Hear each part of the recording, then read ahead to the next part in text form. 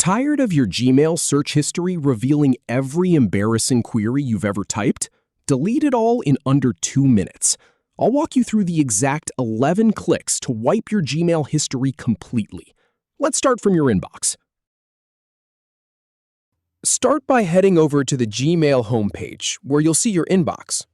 Then click on your profile picture or icon in the top right corner. From the drop-down menu, select Manage Your Google Account to open your account settings. On the left side panel, click on Data and Privacy to access your data controls. Now navigate down and click on My Activity to see your activity history. Next, click on Search Services History to focus on your search-related activity. Then, click on View and Delete Saved History to manage what's been saved. Click on the Delete button to start the deletion process. From the drop-down menu, select Delete All Time to remove your entire history. Click Next at the bottom right corner to confirm your choice.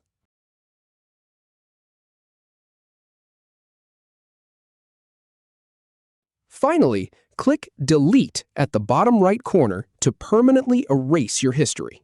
And that's it.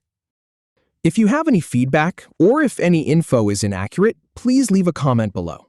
We'll do our best to answer or redo the video if needed. Thanks for watching.